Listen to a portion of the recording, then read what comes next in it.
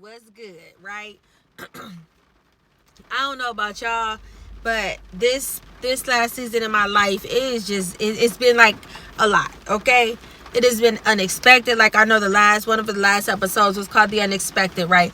It has been some unexpected. It has been some pivots. It has been some sorrow. It has been some loss. It has been some grieving. It has been some frustration. It has been some disappointment.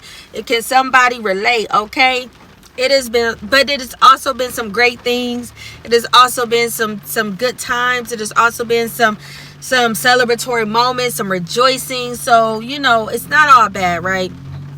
But I'm just here and we just chatting it up today, right? We just chatting it up because I'm like, listen, I know as we are on this journey, and a lot of times, as ministers and leaders and pastors and preachers and teachers, a lot of times it's almost as if like the way that the word comes forth, or the way that the message can come forth, it's almost as if in this life as a Christ follower that there is not going to be seasons where you feeling like you want to give up on this thing, where you like, I'm ready to throw in that towel, where you feel like God is literally went silent on you. He ghosting you. You know what I'm saying? He giving you the silent treatment. Like, you like, hey, you trying to reach out to him, you praying, you trying to connect with him, but it's like, you just like, it ain't connecting. You missing. Like, it's like your text is unread, right?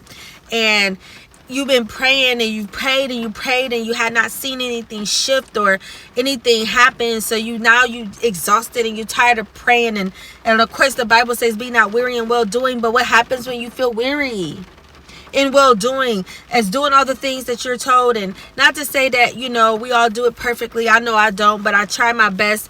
And in some seasons I do better than others, but just it sometimes get to a place where you're in this journey and you like, wait a minute, what's happening?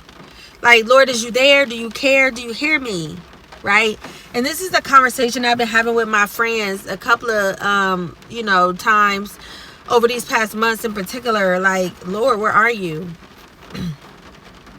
It is just like, I can recall just in the Bible there were times where the word, especially in the Old Testament, would say, and for so many years or for a span of time that there was no word from the Lord coming forth, meaning there was no prophet, because at that time they had prophets that would speak the word of the Lord, right? They still needed a mediator in the Old Testament, and so they had to rely on the priest, and they had to rely on the ephod, and they had to rely on on a prophet, to bring forth the word of the Lord. And there would be seasons, because of Israel's sin and rebellion, that the Lord would no longer speak, right?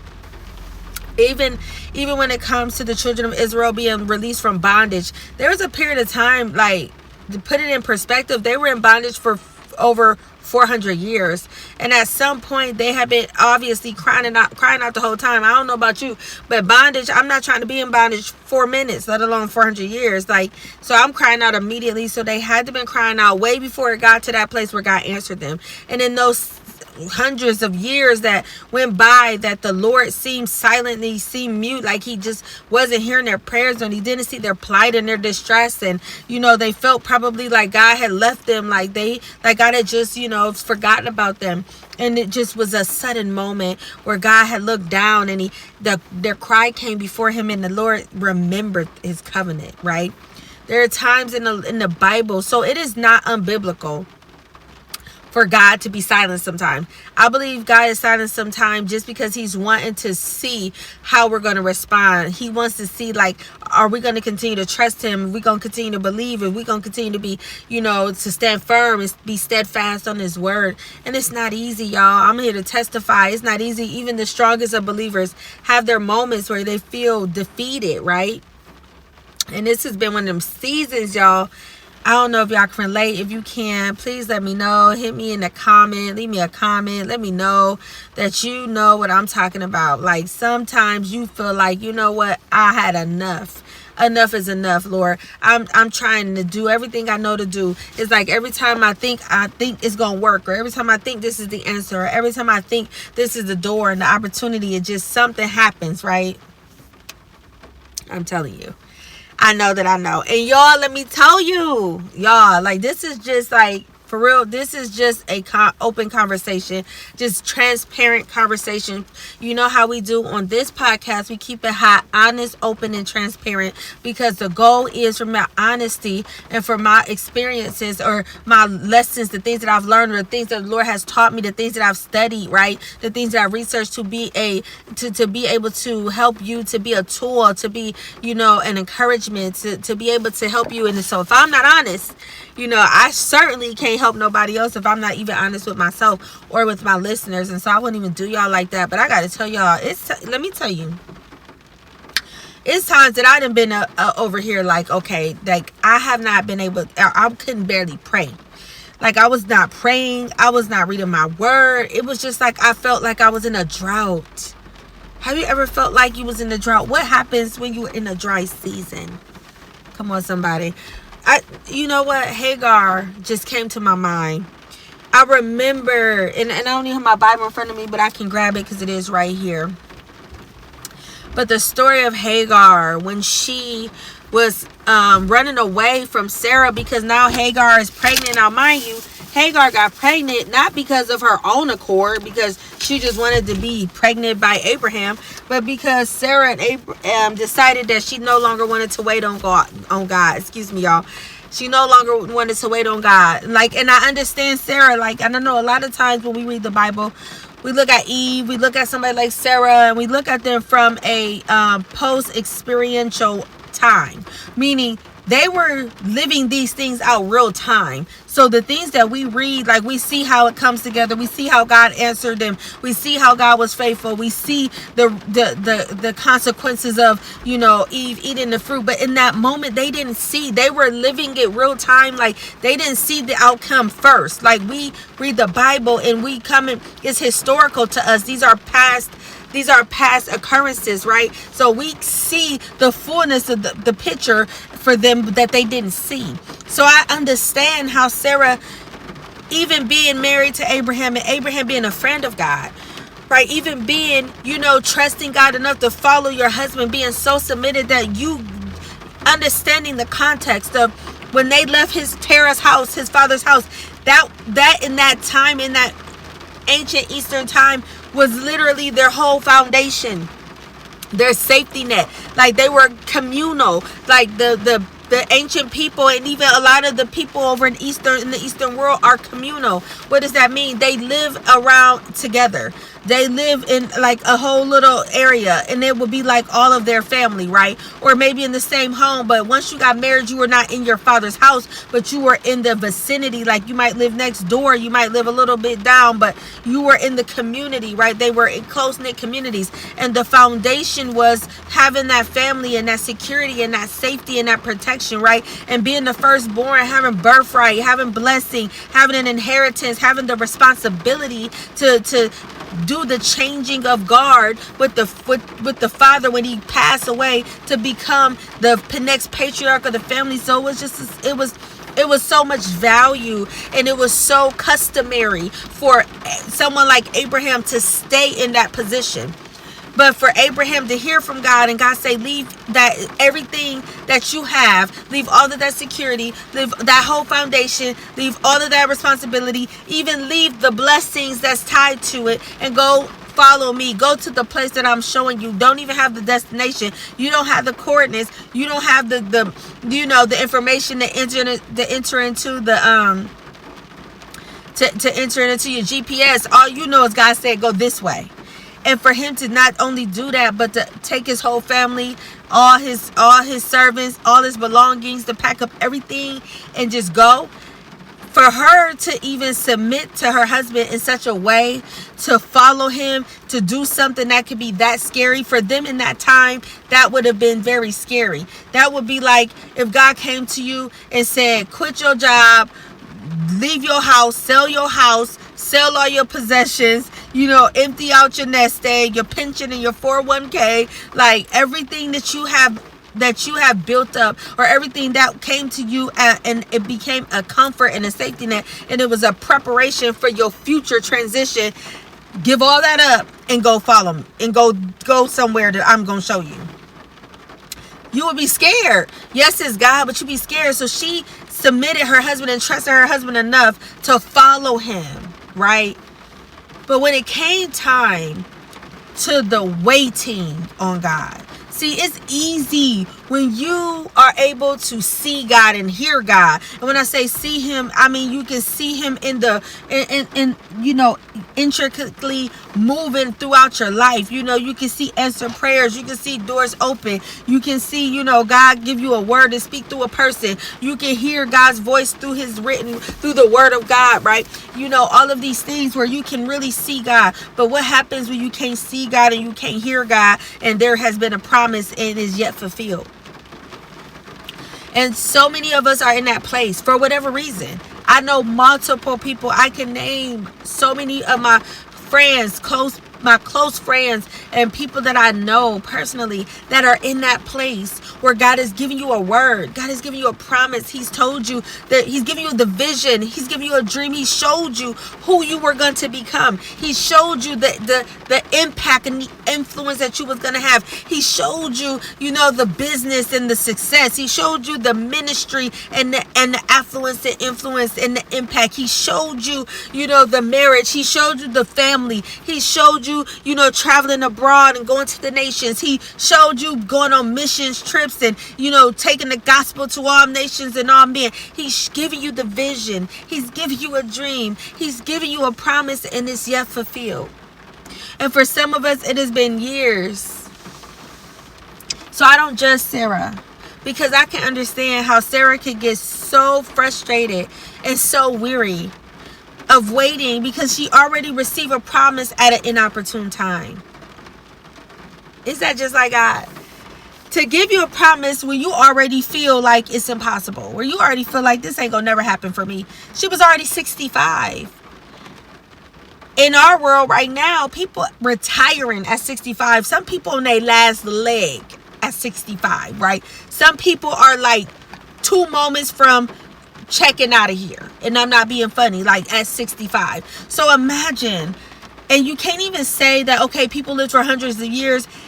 Not to that extent by the time we see Abraham and Sarah on the scene, right? The lifespan of humanity began to dwindle down by the time it came to them. Sarah was a cool 127 when she died. Abraham, I don't remember the exact number, but they weren't like 500 and 600 and 700 years old. So 65 was still pushing it. It was still up there. You were still not young, okay? And she already got a promise at an inopportune time because she probably already had settled in her heart. Come on, somebody. Come on, somebody.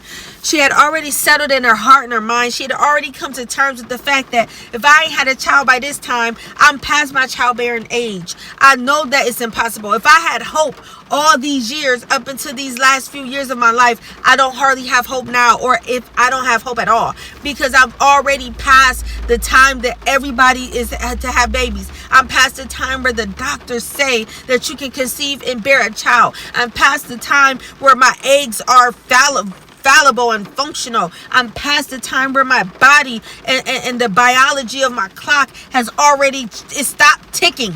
Okay, it stopped. Like the timer that went off. Like she did already had to wrestle with this thing for years, because back then having a child was one of the main responsibilities of a wife. It wasn't the only, but it was the main, to bring forth more, to bring forth children, and to be able to bear fruit and be fruitful and multiply for your husband, and bring forth, successors, and bring forth a male child to be able to take on the responsibility and to continue on the lineage, and to bring an inheritance for your family. Like that was so important.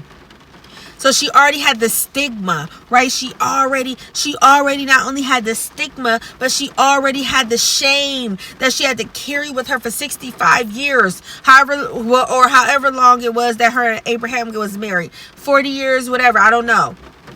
But for whatever amount of years, she carried that stigma of being barren, and carried the shame of being barren, right? So she already had to go through life. And she probably had her moments and times and years of praying and believing and crying out. She probably had her years of crying out to God, crying out in her prayer closet. She probably was like a Hannah, just being in anguish, right? Just the Bible talks about how when Hannah was praying in the temple that year, and Eli saw her, he thought she was drunk, because she was so bitter with being, in agony, and she was in so much anguish and despair, right, that she couldn't even utter words, but her mouth was moving and nothing came out, and he thought she was drunk. But it was just the silent cries of her heart, because the thing she wanted the most she didn't have. She had a husband who loved her, and the same as Sarah, but she really wanted children. She wanted a child. So I can imagine that Sarah was in that same place. And here it is that now God speaks to her husband and says, I'm going to give you a son. And you're going to have this son, and he's going to be my promise to you. And Abraham coming, and he relays this message to his wife, who has already had to come to terms and has already made her she has already made it up in her mind that this was her plight, that this was the totality of her life, that she just was going to be barren all her life. And now here comes a glimmer of hope.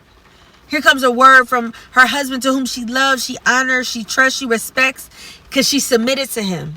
So he comes and he says a word to her that God spoke to him. Just like God spoke to him and told him to leave and for them to pack their things and go. God spoke to him and said, we're going to have a son. And here she is, having to come out of that place of hopelessness to begin to allow hope to awaken. And I'm sure she was afraid, right? Because guess what? I'm sure she ain't never seen nobody have a baby at her age. I'm sure she never seen it. But because she wanted to trust in her husband, who she knew had a relationship with this God, and she knew that this God was somebody who seemed powerful and almighty and great, and so much so that they uprooted their whole entire livelihood to follow the word of this Lord, this God. So she had to find it in herself to muster up maybe the size of a mustard seed, to believe that she was going to have a child at 65. And next thing you know, year after year. Okay, maybe the first year, because I don't know if y'all like me. Because I'm just going to keep it real. The Lord give me a word. Listen, I be assuming like that word is a right now word. You hear me? Like, I think that the Lord about to do it right now. Like, I'm in expectation that it's happening now. Now, that is error. We should not do that. It is our responsibility to seek out the mysteries, to search the kings. You know, the mysteries are unto the king, right? The mysteries are the Lord, but it's unto the king to search them out. So you have to search out the mysteries of the details. Okay, we got to go to the Lord and ask, well, what is the season of this? What is the timing? What does time look like? Because God, he knows. But because, like me, I don't do that most times. God give me a word, I'm like, oh, this thing about to happen right now. And I'm sure, because again, you hear, after you've already made terms that you, with the fact that you was going to always be barren, and then you get a word from the Lord and tell you you're going to have a son. I mean, my God, I'm sure she did not think she was going to wait another 24 years. And she was already 65. I'm just sure she didn't think that. I'm sure. But that was the case. And in that waiting season, she got so weary. She got so discouraged. That hopelessness began to creep back in again. And she decides that she wants to take matters in her own hands. And she wants to have her son sleep with Hagar. Well, at the time, he had to marry Hagar. They didn't just go sleeping with people. Even though some of the kings, you know, they had concubines, which were their like mistresses and all that. But he basically had to marry Hagar and have a baby and have sex with her. And she got pregnant. And so Hagar was a innocent bystander to the hopelessness of Sarah. How many times do we get hopeless, y'all, and we just decide to take matters in our own hands, and it don't just affect us, right? Hagar was doing what she was told and doing what she thought was right, because here it is, her mistress Sarah, who she serves, right, who employs her, who is like her authority, has told her to marry, have sex with her husband, and to have a child, and he just go along with it. You know, he don't contest it. He just goes along because he probably just is tired of seeing Sarah just so hopeless and so, you know, so bitter and just, you know, so disappointed and sorrowful. He's probably so tired of seeing his wife in that condition that he's just like, okay, fine, if this gonna make you happy. And they go and they decide to make their own promise. And if you don't know the story, please read the story. It is in Genesis. Let me see.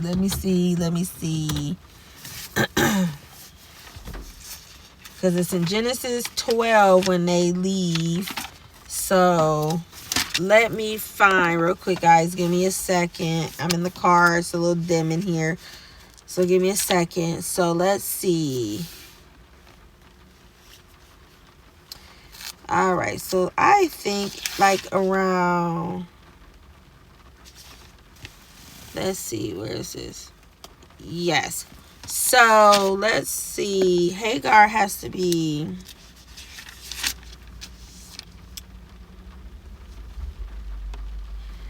starts in 16. Well, 16 say Hagar and Ishmael in my Bible. So I would say it probably begins around 14 or 15, but it definitely is in 16. And I'm going to read it. It says,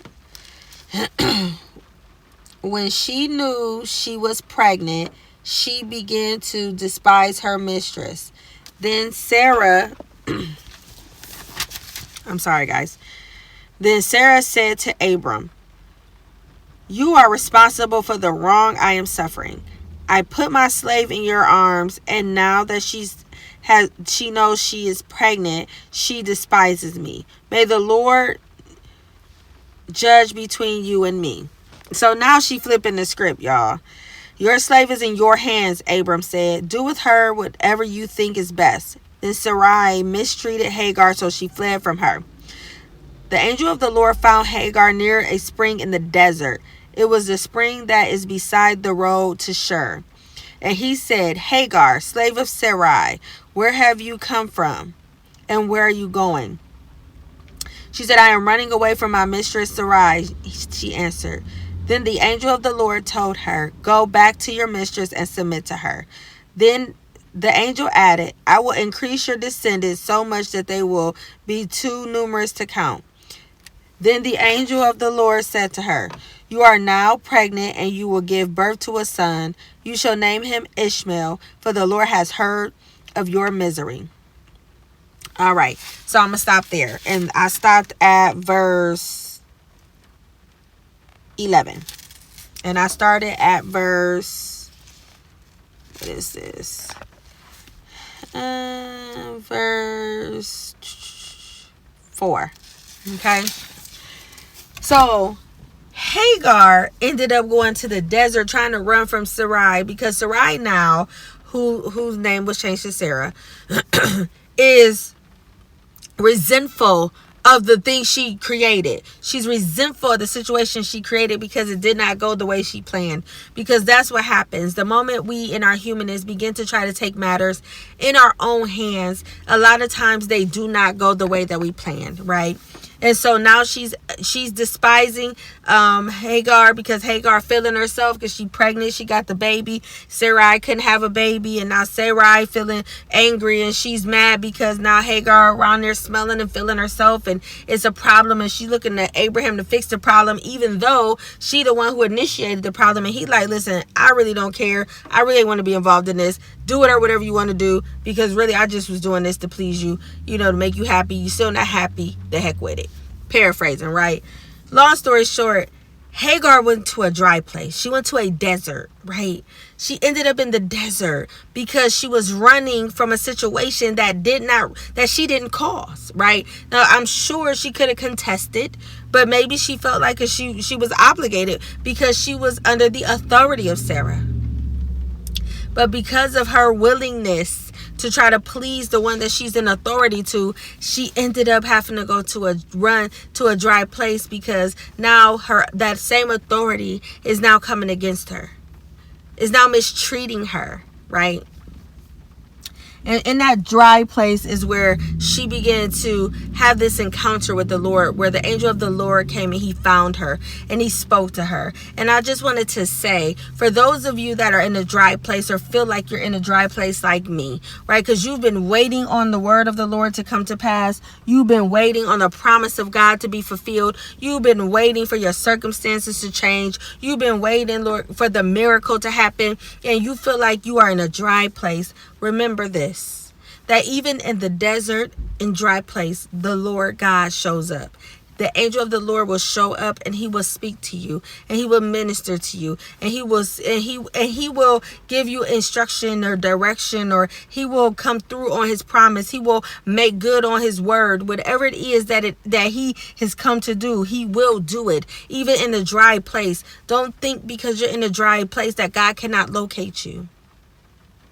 He located Sarah in the dry place. He located Sarah in the dry place. She was in the desert. If you know anything about the desert, in the desert, there's nothing there but sand for miles and miles and miles. It's hot, it's dry. You probably know water, and she pregnant. Sometimes we're pregnant with purpose. Sometimes we have something incubating inside of us. The thing that God has spoken to you, the promise that he gave to you, the vision, the dream that he downloaded into you. You are pregnant with that thing, but you still find yourself in a dry place. I'm here to encourage you that even in the dry place, God will find you. There will come a time where he's not silent and he will speak. It'll come a time where he will come through on his word and again prove himself faithful. It'll come a time where the promise will be fulfilled. And I'm going to tell you, even when it looks dead, even when it looks impossible, God will resurrect that thing. He will cause it to continue to work, to come and turn around for your good. He is God Almighty. He's faithful to his promises. He keeps his covenants forever. His promises to 1,000 generations. If he said it, it is so.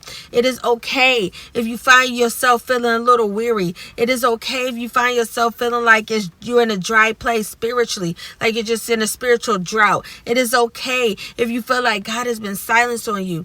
Don't give up. Don't go out and try to create your own Ishmael. Don't go try to take things matters into your own hand. Don't go try to manipulate situations and circumstances. Allow God to do what he said he would do, that he should get all the glory. You don't want to have to go through a situation like Sarah and Abraham, to now have created their own circumstances, who then ended up beginning contending with the promise. When Isaac was born, Ishmael and Isaac, as they grew up, they were at enmity. They were at odds with each other, strife, and are to this day. Here we are in the 20th century, and Ishmael and Isaac over in Israel, where you got Hamas and Israel and Gaza and all these places fighting amongst each other. It's Ishmael and Isaac. One decision that they made to try to take matters in their own hands changed the entire fate of humanity, right? Had there just been Isaac, we probably wouldn't see certain things. We probably wouldn't have these certain different religions, specifically with like Muslim and those that are over there, the Jewish tradition and Judaism, right? We wouldn't see all the fighting and quarreling over the land. We wouldn't see all of the, all of the bloodshed, right? But because they took matters in their own hands. So even us, don't think that that's just reserved for people in the Bible, right? Because we are his children and we are a part of his family. And so that applies to us too. We can choose to take matters in our own hands, and we can potentially alter the very will, like not his will, but like the very outcome of what he had in mind. I'm sure he didn't have in mind for them to create Ishmael, but he allowed it because we have free will. But it was a consequence, and it is a consequence that we are still seeing unfold today. So some of our actions, some of our when we try to go and put things in our own hands and do it our way, will have a lasting effect. It might affect in our entire generations until Christ returns, right? You just never know. And so I just say, be encouraged, wait on the Lord, and just be encouraged, right? I don't know what else to say. It's not easy. It's difficult. I get it. I understand. Trust me. I know. I have living it. I am going through it. I am not exempt. Okay. The best advice I can say is to stand on his word. Continue to do the best you can. Pray, worship, praise, read your word. Listen to sermons, go to church. Just continue to try to feed yourself, feed your spirit, and just do the best that you can, right? There are some seasons that you may not be on point like you've been in the past. You may not be reading your Bible every day like you used to. You may not be praying every day 3 times a day like you used to. That's okay. It don't make you any less saved. Sometimes we just go through a drought. We go through a dry season. But on the other side, there's still a promised land. And so I just pray that this encourages and bless you. This is our season finale. And it is for those of us who are in the place of being weary. Those of us who want to give up. We are hopeless. Those of us that feel like God has not come through. That God isn't going to come through. That we're forsaken and forgotten. That we're overlooked. That you've been trying to hold on for dear life to this promise, to this word, right? You have been trying to hold on, and you feel yourself slipping because you feel like God has just taken his time, and it's been years upon years, and you don't see no glimmer of hope. Trust me. There is always a cloud the size of a man's hand that will arise. Even after there was a drought for 3 years, after the man of God, Elijah, shut up the heavens according to the word of the Lord, that there was no rain for 3 years, and it caused a famine in the land. There was a drought because there was no rain. Everything dried up. And the Ahab was mad because he felt that Elijah, that he caused that, but no, it was Ahab's wickedness. But there came a time where that the Lord was like, okay, that time of drought, that 3-year drought, that 3-year famine is over, and I want you to call for rain again. And Elijah, he had to pray fervently after, he had to, do some things, and it came a time where him and his servant, he had to sit there, and he had to constantly go into prayer, and he had to bear down like he was giving birth. He had to get in a position to where he was bearing down in prayer with his hand between his knees, like he was pushing out a baby, because he had something, he was pregnant with a miracle, and so he needed to push it out. And for 7 times he told his servant to go out and look, to go out and look, to go out and look. And every time, the first time, the second time, the third time, the fourth time, the fifth time, the sixth time, the servant went out there, there was nothing. There was no sign. But see, Elijah couldn't give up. He couldn't say, well, Lord, you said, you told me to do this. You told me to come here. You told me to pray. You told me that you was going to send rain, that you was going to no longer shut up the heavens. You was going to open the heavens, that you was going to send rain to this land. You told me, but I've done what you said, and I prayed, and I stayed, and I prayed, but I haven't seen it yet, so I'm giving up. No, he said, no, Lord. He was like, Jacob, I'm not going to let you go until you bless me. So he bared down to pray that 7th time, and sent his servant out, and his servant came back and said, I see a cloud the size of a man's hand. And from that cloud, and Elijah knew immediately, that's it. And even though it did not look the way maybe the servant thought, maybe it didn't look the way to any other person on the outside looking in that like they think it should have, in order to believe that this was truly the answer of God, Elijah knew.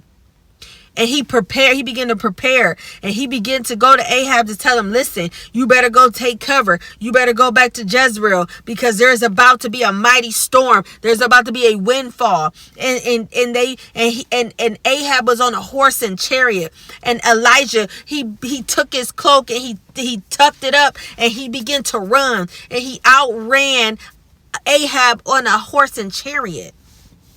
Because the power of God will accelerate you. But see, he had to stand firm. He had to stay in position. I want to admonish somebody, stay in position.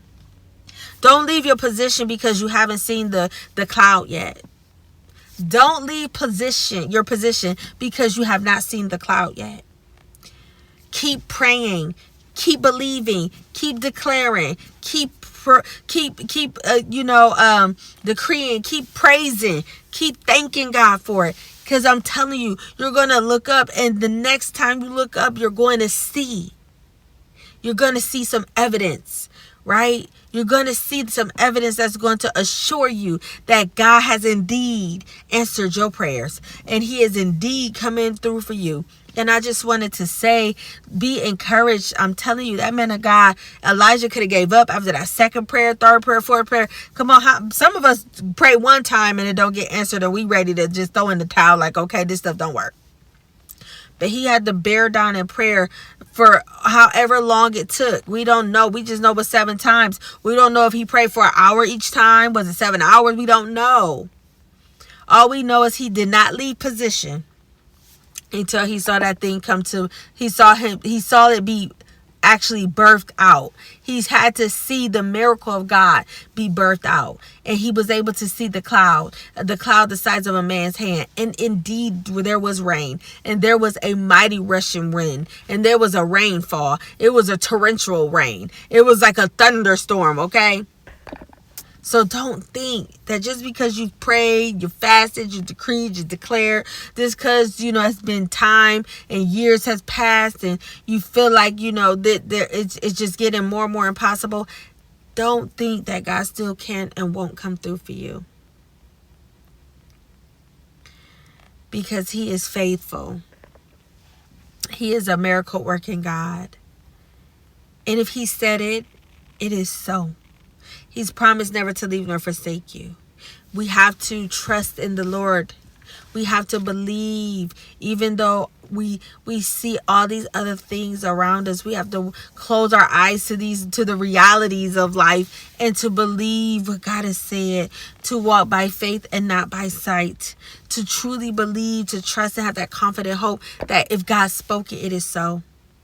So again, I hope this episode blessed you. Be encouraged. I will see you guys here in next season 7. It'll probably be in about a month or so as I take my break, my rest, and prepare to hear and see what direction we're going in for the next season. You guys can always keep up with what I'm doing by going to my social medias, on Facebook as Janelle Wolf, on Instagram as Lux Crowns Beauty, and hey, you never know if I might pop back on and just to give another word of exhortation or encouragement or a testimony. You just never know. But until then, I just want to remind you that your past does not define you. It develops you, and you are worthy.